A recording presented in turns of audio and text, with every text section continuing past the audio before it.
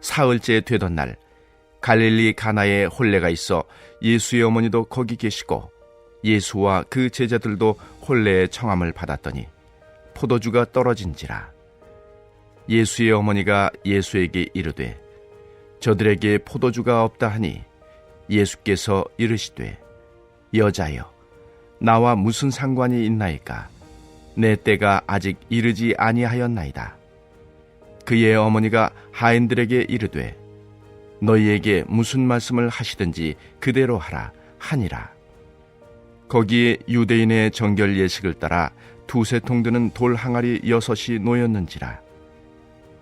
예수께서 그들에게 이르시되 항아리에 물을 채우라 하신즉 아귀까지 채우니 이제는 떠서 연회장에게 갖다 주라 하시매 갖다 주었더니 연회장은 물로 된 포도주를 맛보고도 어디서 났는지 알지 못하되 물 떠온 하인들은 알더라.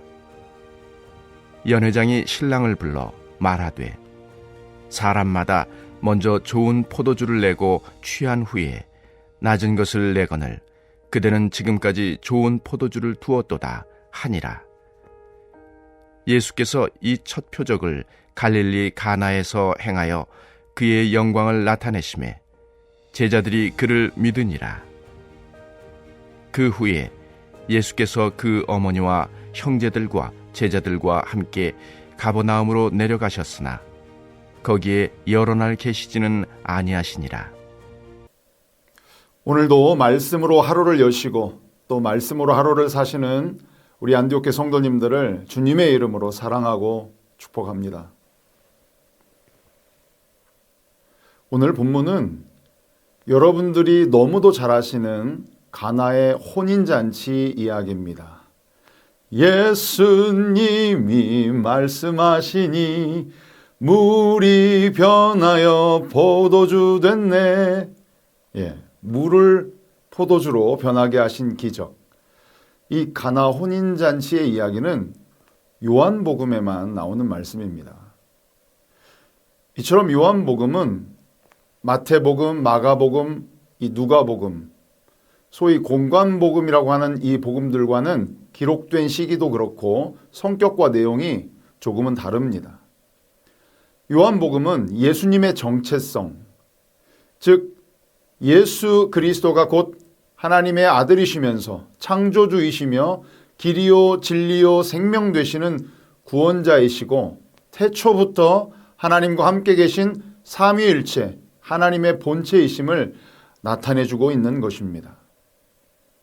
그래서 오늘 본문에 등장하는 이 물이 포도주 된 것, 이것은 기적이기도 하면서 표적입니다.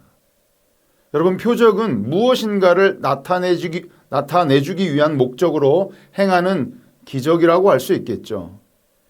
예수님께서 행하신 첫 번째 기적이 물이 포도주로 변하게 하신 것인데 이것이 요한복음에 기록된 것은 예수님의 정체성을 나타내주고자 하는 그 요한복음의 특징을 잘 대변해주고 있는 것입니다. 그렇다면 왜 그 표적이 하필 혼인잔치였을까요? 물론 예수님의 친척 중에 결혼식이 있어서 거기에 어머니와 형제들과 제자들을 데리고 그 혼인잔치에 간 것이기 때문에 혼인잔치에서 기적을 행한 것이기도 하겠지만 성경에서 천국을 비유할 때, 천국을 비유로 해서 설명할 때 부족함이 없는 풍성한 혼인잔치에 비유하기도 하고 또 예수님과 우리와의 관계를 신랑 되신 예수님과 그 어린 양의 신부인 성도들을 비유해서 설명하기도 합니다.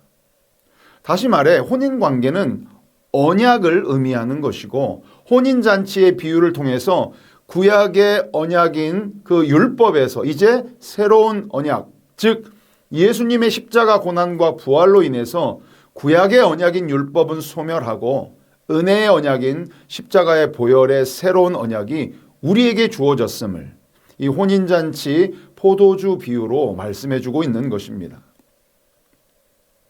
이렇듯 예수님과 우리와의 관계를 혼인관계로 비유한 것은 매우 중요하고 그렇기 때문에 신부된 우리 성도들에게 신랑 되신 예수님만 섬기는 것이 성도의 마땅한 사명인 것입니다. 그렇기 때문에 혼인관계에 빗대어 볼 때 우상을 섬기는 것은 이것을 우리가 간음이라고 표현하는 것입니다. 요한복음은 예수님이 누구신가 하는 예수님의 정체성에 대해서 말해주고 있다라고 말씀을 드렸는데요. 오늘 본문 2장 1절에서 사흘째 되던 날이라고 표현으로 시작합니다. 이것은 앞선 단락 요한복음 1장 43절에서 나오는 이튿날이라는 표현과 함께 예수님께서 제자로 나다나엘을 부르시는 사건과 물을 포도주로 만드신 사건이 서로 연관되어 있음을 암시하고 있습니다. 예수님과 나다나엘의 대화에서도 예수님의 정체성이 분명히 드러납니다. 그렇기 때문에 오늘 본문을 통해서도 예수님의 정체성을 확인할 수 있는 그 연계성과 연속성이 있음을 알 수 있는 것이지요. 나다나엘이 요한복음 1장 49절을 통해서 예수님의 정체성에 대해서 이렇게 말합니다. 제가 한번 읽어보겠습니다. 요한복음 1장 49절의 말씀입니다. 랍비여, 당신은 하나님의 아들이시요 당신은 이스라엘의 임금이로소이다. 아멘. 나다나엘이 고백한 예수님의 정체성, 그 예수님이 하나님의 아들이시고 이스라엘의 왕이심이 오늘 본문 가나 혼인잔치에서 물을 포도주로 만드신 사건을 통해서 증명된 것입니다. 또한 예수님이 요한복음 1장 50절에서 나다나엘에게 약속하신 더 큰 일을 보리라, 이 말씀하신 것을 이 가나에서 행하신 표적을 통해 증명해 보이신 것이라고 할 수 있겠습니다. 요한복음의 시간의 표시는 조금 독특한데요. 이튿날이라는 말은 바로 다음 날을 의미하는데 이 이튿날이라는 말이 요한복음 1장에만 29절, 또 35절, 43절 세 번에 걸쳐서 등장하고 마침내 오늘 본문 2장 1절에서 사흘째 되던 날이라는 표현이 나옵니다. 다시 한번 요한복음의 시간 표시를 여러분 시간대별로 한번 살펴보겠습니다. 첫째 날에는 세례 요한과 예루살렘에서 온 제사장들과 레위인들 간의 대화가 있었고요. 둘째 날에는 세례 요한과 예수님의 만남이 있었고 예수님이 세례를 받으셨죠. 셋째 날에는 안드레와 이 무명의 다른 제자가 예수님을 만났고 넷째 날에는 안드레가 베드로를 예수님께 데려왔습니다. 다섯째 날에는 예수님께서 나다나엘을 만났고 그리고 나서 사흘째 되던 날, 즉 다섯째 날 지나서 사흘째 되던 날, 그러니까 일곱째 날에 이 가나 지역에서 물을 포도주로 만드시는 기적을 나타내신 것입니다. 이런 시간의 순서를 통해서 예수님의 사역이 일곱째 날 가나에서 정점에 이르는 것을 알 수 있고 이것은 이 7일이라는 창조의 사이클과 같고 이것은 예수님의 사역이 새 창조 사역과 관련이 있다는 것을 보여주는 것입니다. 시간적인 창조의 사이클뿐만 아니라 여러분 물을 포도주로 만든 이 표적 자체가 새 창조의 의미를 담고 있습니다. 물을 전혀 다른 성질의 포도주로 만든 사건은 일종의 창조 행위이기 때문입니다. 오늘 본문의 내용은 여러분이 너무나도 잘 알고 계시기에 오늘 본문의 말씀을 줄거리를 요약하거나 설명하는 것은 큰 의미가 없다고 생각이 듭니다. 그래서 이 오늘 본문 말씀을 통해서 예수님의 기적이 그리고 이 표적이 가지고 있는 상징적인 세 가지의 의미를 한번 살펴보도록 하겠습니다.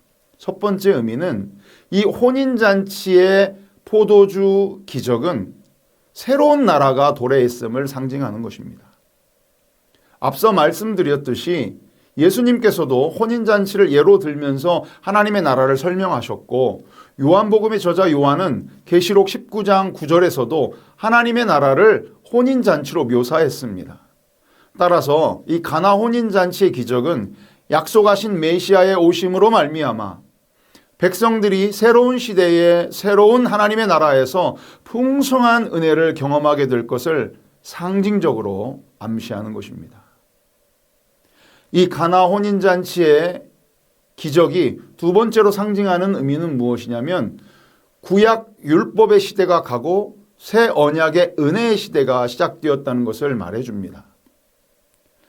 옛 시대를 상징하는 그 유대 정결 의식에 사용된 돌 항아리의 물을 포도주로 바꾸심으로 예수님께서 그리스도이시고 또 옛 언약을 대체하는 새 언약이 되어주심을 나타내주고 있는 것입니다. 새 포도주의 맛이 여러분 훨씬 더 뛰어났다라고 말씀하고 있잖아요. 이처럼 새 언약은 옛 언약보다 훨씬 우월하다는 것을 보여주고 있는 것입니다. 마가복음에서도 예수님은 새 언약의 상징으로서 새 술은 새 부대에 담아야 한다고 말씀하시면서 새 포도주와 새 부대를 말씀하십니다. 따라서 가나 혼인잔치의 기적은 언약 백성들이 새 언약 아래서 이전과 비교할 수 없는 그러한 큰 기쁨을 누리게 될 것을 상징적으로 암시하는 것입니다. 우리는 이미 알고 우리는 이미 믿고 누리는 것이지만 예수님께서 이루실 그 구원의 역사가 율법보다 훨씬 더 풍성한 은혜를 가져올 것임을 오늘 본문의 기적을 통해서 말해주고 있는 것이지요. 셋째로 이 가나 혼인잔치에서 물을 포도주로 바꾼 이 기적이 상징하는 의미는 물이 포도주로 변하듯이 예수님을 통해서 피조물인 사람들도 완전히 새롭게 변하여 새롭게 창조될 것임을 암시하고 있습니다. 예수님으로 인해서 우리의 인생도 완전히 180도로 바뀌게 된 것 아닙니까? 예수님을 통해 물이 포도주로 변하듯 새롭게 된 인생을 살게 된 대표적인 인물이 바로 사도 바울입니다. 사실 사도 바울은 예수님의 공생의 기간을 사셨을 때 그 십자가 지시고 부활하신 예수님을 직접 만난 것은 아닙니다. 그래서 바울이 진짜 사도가 될 수 있냐? 그 바울의 사도됨에 대해서 의문을 제기하는 사람들도 있는 것이지요. 그러나 다메섹에서 그를 찾아오신 빛 되신 예수님을 기적적으로 만나고 그 예수님의 음성을 듣고 그의 삶은 완전히 바뀌게 됩니다. 바울은 예수님을 믿는 자들을 죽이는 자에서 예수를 믿는 자들을 위해 자신이 죽는 자로 그의 정체성이 변한 것입니다. 이렇듯 가나 혼인잔치의 물을 포도주로 변화시키신 이 기적은 예수님의 오심으로 인해서 새 시대, 그 은혜의 시대, 변화의 시대가 왔음을 나타내주는 상징적인 의미가 있는 그러한 표적임을 우리는 알 수 있습니다. 또한 표적의 궁극적인 목적은 하나님의 영광을 나타내고 믿음을 주시기 위함입니다. 여러분 오늘 본문 11절의 말씀을 우리 다 같이 한번 읽어보도록 하겠습니다. 예수께서 이 첫 표적을 갈릴리 가나에서 행하여 그의 영광을 나타내심에 제자들이 그를 믿으니라. 아멘. 표적을 통해서 제자들이 예수님을 믿었다는 것입니다. 사실 예수님께서 표적과 영광을 나타내 보여주셨지만 안타깝게도 모든 사람이 믿음으로 반응한 것은 아니었습니다. 여러분 혼인잔치의 하인들은 예수님의 말씀에 순종해서 그 100리터나 되는 큰 돌 항아리에 6개의 물로 채우고 그것이 포도주로 변하는 것을 보았습니다. 연회장과 하객들은 새 포도주를 맛보았지만 그 표적에 담긴 하나님의 영광을 알아차리지 못했고 그 표적에 담긴 은혜를 맛보지는 못했습니다. 오늘 본문은 제자들만이 믿음에 이르렀다라고 말씀해주고 있습니다. 여러분 오늘날 천국과 같은 혼인잔치로 비유되는 교회에도 순종하고 헌신하고 열심을 내는 그러한 자들이 있지만 알곡이 아닌 생명이 없는 쭉정이와 같은 그런 하인들과 하객들과 연회장 같은 사람들이 얼마나 많이 있습니까? 우리는 표적을 보는 데서 그치는 것이 아니라 이 표적을 통해서 주님을 만나고 또 주님을 믿고 우리가 진정으로 변화되어서 옛사람의 습관들을 다 벗어버리고 새 포도주가 되어서 영광을 나타내고 하나님의 영광을 나타내고 생명의 열매를 맺어가야 될 것입니다.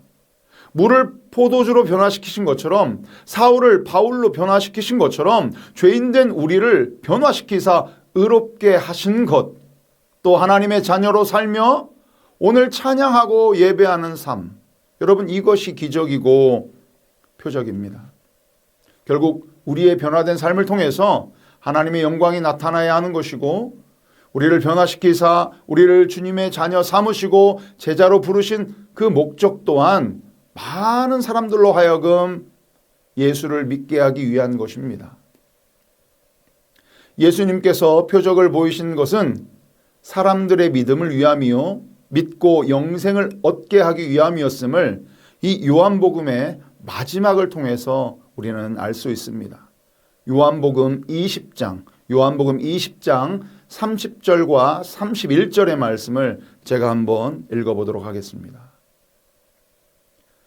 예수께서 제자들 앞에서 이 책에 기록되지 아니한 다른 표적도 많이 행하였으나 오직 이것을 기록함은 너희로 예수께서 하나님의 아들 그리스도이심을 믿게 하려 하며 또 너희로 믿고 그 이름을 힘입어 생명을 얻게 하려 함이니라. 할렐루야. 아멘. 사랑하는 성도 여러분, 가나 혼인잔치의 이야기를 통해서 예수님이 누구신가를 말씀해 주셨는데, 그렇다면 우리는 누구이고 우리의 정체성은 과연 무엇일까요? 우리는 어쩌면 손과 발을 씻는 데 쓰이는 그 허드렛 물과 같은 쓸모없고 자격 없고 버려진 자들이었습니다. 이러한 우리를 하나님의 사랑과 예수님의 대속의 은혜로 최상급 포도주로 변화시켜 주신 것입니다. 우리는 더 이상 죄의 굴레에 얽매이지 않고 그곳에서 벗어나서 옛 구습에 얽매이지 말고 더 이상 세상의 가치에 흔들리거나 세상의 풍조에 휩쓸리는 그러한 자들이 아닌 하나님 나라의 백성으로 하나님을 찬양하면서 영원토록 그를 즐거워하는 사명자가 되었습니다. 이것이 우리의 정체성입니다. 여러분, 은혜를 입었으면 은혜를 알고 은혜를 받았으면 그 은혜에 보답하는 것이 도리입니다. 우리 모두 이 하나님의 은혜에 감사하면서 그 은혜에 보답하는 마음으로 오늘도 우리의 정체성을 바로 깨닫고 잊지 말고 하나님을 영화롭게 하는 그런 삶을 살아내시고 우리의 삶을 통해서 빛 되신 예수가 증거되기를, 그리고 성령의 열매 맺는 그러한 인생 되시기를 간절히 축원합니다. 아멘. 오늘 주신 말씀을 여러분 묵상하시면서 우리 다 함께 기도하겠습니다.